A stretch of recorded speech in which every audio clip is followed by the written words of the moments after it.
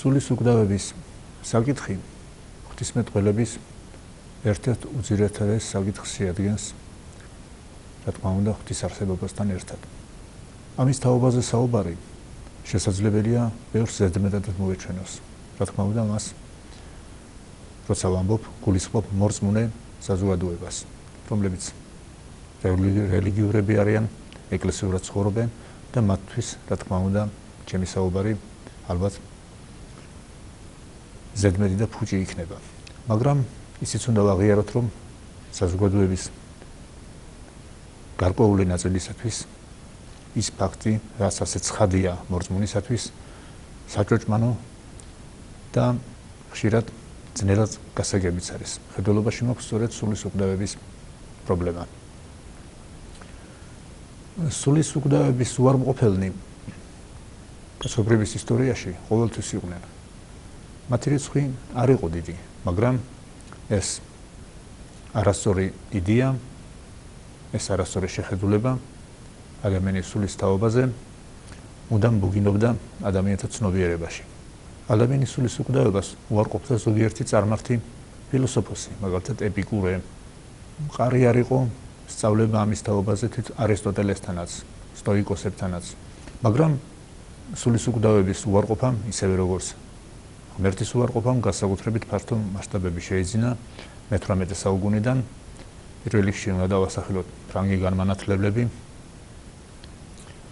ნაწილობრივ ინგლისელი დეისტები და კიდევ უფრო განვითარდა აღნიშნული მემართულებები, აღნიშნული სწავლებები მე-19 საუკუნეში,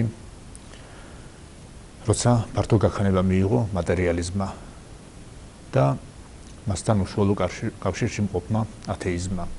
ეს იყო ბულგარული მატერიალიზმი, გერმანელები ბიუხნერი, ფოქტი, მოლეშოტი, კაბანასი ფრანგი. თუ შემდგომდროინდელი მატერიალიზმი ლუდვიგ ფოიერბახისა, რომლებიც უშუალოდ წინოსწრებდნენ მარქსიზმს. აი მარქსისტულ ლენინური ფილოსოფია, რომელიც 70 წლის მანძილზე ბატონობდა პოსტკომუნისტურ სივრცეში, უკვე ოფიციალურ სოფლმროდელობად იყო გამოცხადებული, იგი და რა თქმა უნდა, მისი ორი მთავარი პოსტულატი, რასაც ის ეყრდნობოდა, სწორედ ღვთის უარყოფა და ადამიანის სულის უკვდავების უარყოფა იყო. მიუხედავად იმისა, რომ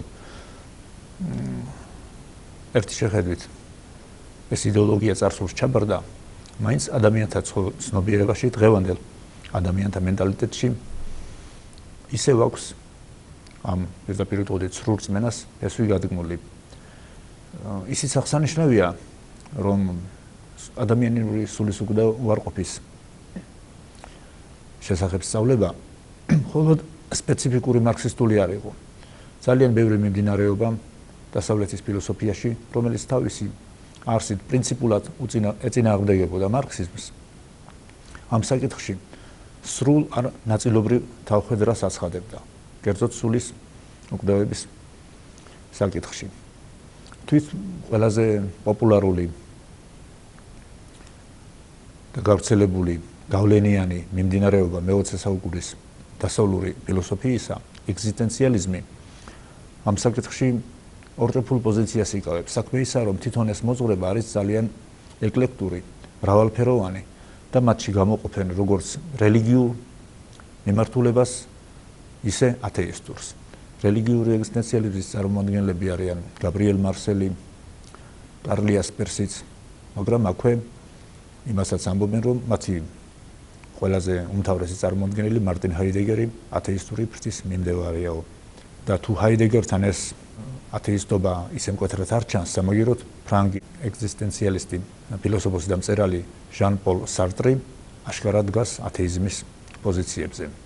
მაგრამ უნდა ითქვას, რომ სულის უკვდავების პრობლემა უძირითადესი ქვაკუთხედი იყო ნებისმიერი რელიგიისა. დაწყებული ჯერ კიდევ პრიმიტიული რელიგიებიდან ღვთის არსებობასთან ერთად სულის უკვდავების საკითხი წარმოადგენდა იმ ქვაკუთხედს, რომელზეც იყო დაფუძნებული ესა თუ ის რელიგია, ნებისმიერი რელიგია. რაოდენ პრიმიტიულის არ უნდა ყოფილიყო ამ რელიგიის წარმომადგენელთა შეხედულებანი ღმერთზე, მათი რელიგიური დოქტრინა რაოდენ მარტივიც არ უნდა ყოფილიყო, სულისუკვდავება იყო მათი სწავლების მოუცილებელი ელემენტი, რომელზეც იყო დაფუძნებული არა მარტო მათი რელიგიური, არამედ მათი საზოგადოებრივი პრაქტიკული ცხოვრებაც. რა თქმა უნდა, შემდგომ ყველა რელიგიაში, ყველა დიდ რელიგიაში სულისუკვდავების აღიარება არის ის ფუნდამენტი, რომელზეც შენდება შემდგომ მათი ღვთისმეტყველება. კიდევ ერთხელ ვიმეორებ, ღვთის არსებობასთან ერთად. მაგრამ საინტერესო ისიც შევნიშნოთ, რომ თვით რელიგიურად მოაზროვნე ზოგიერთ ჯგუფებშიც სულისუკვდავება უარყოფილი იყო ისტორიულად და ასეა დღესაც.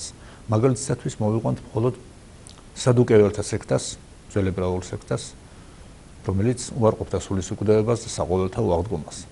დღეისათვის ამისი ნათელი მაგალითია ჩვენში ესოდენ გავრცელებული იეჰოვას მოწმეთა სექტა, რომელიც სულისუკვდავებას კატეგორიულად უარყოფს, თუმცა პარადოქსია, მაგრამ ფაქტია, რომ აღიარებენ მომავალ საუკუნო ცხოვრებას. ასე რომ შეიძლება ითქვას, რომ სულისუკვდავების საკითხი მიუხედავად ზემოჩამოთვლელი გამონაკლისების გარდა, მაინც საერთოა ტოტალურია ადამიანის რელიგიური ცნობიერებისათვის. ამისი უამრავი მაგალითი გვხვდება ძველ აღთქმაში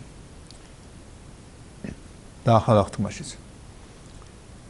და სწორედ კიდევ ერთხელ ვახსენებ დღევანდელ ზოგიერთ სექტანტს, პირველ რიგში იეჰოვას მოწმეებს, რომლებიც ყველანაირად ცდილობენ, რომ თავისებური არასწორი ინტერპრეტაცია მოუძებნონ ამ ბიბლიურ ციტატებს, ძველი აღთქმისეული იქნება თუ ახალი აღთქმისეული და როგორმე ჭყალებში დაამტკიცონ, რომ ადამიანის სული უკვდავი არ არის. ცხადია, ამაზე ბრძოლობა შორს წაგვიყვანდა და არც დრო და არც ადგილი ამისათვის არ არის, ეს ყველა მორწმუნისათვის ცხადია. ეს ბიბლიური ჭეშმარიტებანი, ყოველივე ჭეშმარიტება, ყოველგვარი ჭეშმარიტება და მათ შორის ის ჭეშმარიტებანიც, რომელიც სულისუკვდავებას, ადამიანის სულისუკვდავებას უკავშირდება. რაც შეეხება ფილოსოფიას, რომელიც აღარ ვახსენეთ, რა თქმა უნდა, სულისუკვდავებას აღიარებდა ძალიან ბევრი ფილოსოფოსი, მიუხედავად იმისა, რომ მათი ფილოსოფიური შეხედულებანი დიამეტრალურად ურთიერთსაწინააღმდეგო იყო. თუმცა პირველი, ვინც სულისუკვდავებაზე ასე ფილოსოფიურად, ლოგიკურად და მეტნაკლებად მწყობრად ილაპარაკა, ეს იყო პლატონი, რომელიც ამის თაობაზე საუბრობს თავის ცნობილ დიალოგებში, ტიმეოში, ფედრაში, მენონში და განსაკუთრებით ფედრონში. მას მოყავს რამოდენიმე არგუმენტი, რომლის მიხედვითაც ადამიანის სული აუცილებლად უკვდავი უნდა იყოს. ასეთებია პირველ რიგში ის, რომ ამ ცვალებად სამყაროში უნდა იყოს აუცილებლად რაიმე უძრავი, მარადიული. ასევე პლატონი ამბობს, რომ ადამიანის სულისათვის სუბსტანციურია სიცოცხლე და მისთვის სიკვდილის პრედიკატის მიწერა ყოველად შეუძლებელია. ეს იმას ნიშნავს, რომ ცეცხლს მივაწეროთ სიცივის თვისებაო. გარდა ამისა, ადამიანის სულს იგი ღვთაებრივი წარმომავლობისა თვლის და რომელიც, ანუ ეს სული უშუალო კავშირშია მარადიულ იდეებთან და ამიტომ თვითონაც მარადიული უნდა იყოსო. რა თქმა უნდა, პლატონის შეხედულებები ქრისტიანული თვალსაზრისით მრავალ შეკითხვას ბადებს და მთლიანად არ ემთხვევა ქრისტიანული თვალსაზრისს, მაგრამ ის ფაქტი, რომ ეს დიდი ფილოსოფოსი სულის უკვდავებას ურყევად აღიარებდა, ცხადია. თუმცა ისიც უნდა აღვნიშნოთ, რომ იგი პლატონი აღიარებდა არა მარტო უკვდავებას სულისას, არამედ მას მარადიულობას, რითაც პრინციპული განსხვავებაა ქრისტიანულ თვალსაზრისთან შედარებით.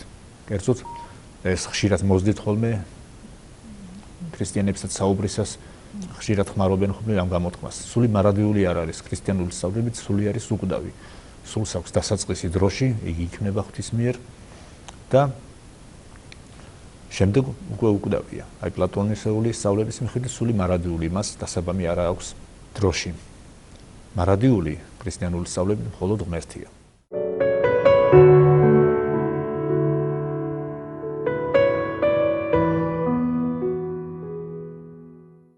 ახალ ფილოსოფიაში სულის უკვდავებაზე ყველაზე კრიტიკულად გონების სამჟავროზე გამოტანით იმსჯელა კანტმა, რომელმაც ისევე როგორც მისი მთელი ფილოსოფია გონებრივად უარყოფს ღვთის არსებობას, სულის უკვდავებას და რომლებიც გააქვს მეტაფიზიკის სფეროში, ანუ მას იგი ამბობს კონკრეტულად რომ ადამიანს თავისი გონებით არ შეუძლია მხოლოდ იმსჯელოს იმაზე, რაც უშუალოდ ცდაში ეძლევა, ანუ მოვლენათა სამყაროზე.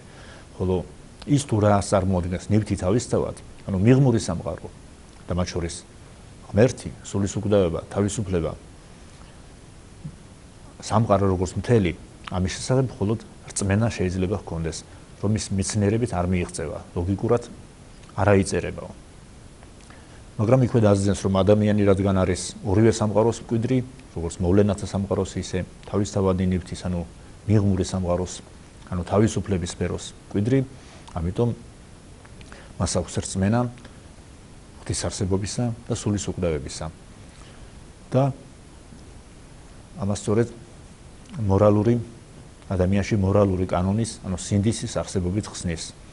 იგი ამბობს, რომ რადგან ადამიანს აქვს მისწრაფება მშვენიერებისაკენ, ჭეშმარიტებისაკენ, სიკეთისაკენ, ამიტომ უნდა არსებობდეს ყოვლად ჭეშმარიტი, ყოვლად მშვენიერი, ყოვლად ბრძენი, ყოვლად სამართლიანი არსება და ასეთი არსება არის ღმერთი და რადგან ადამიანი სწრაფვა ღმერთისაკენ, ანუ ჭეშმარიტებისაკენ, სიბრძნისაკენ, მშვენიერებისაკენ, სიკეთისაკენ დაუსრულებელია, ხოლო ადამიანის ამ ქვეყნიური ცხოვრება ბოლოვადია, შეზღუდულია სიკვდილით, ზღვარდასმულია სიკვდილით, ამიტომ უნდა არსებობდეს მარადეული სიცოცხლე, რათა ადამიანის ეს მისწრაფებები განვითარდეს იმ ქვეყნად.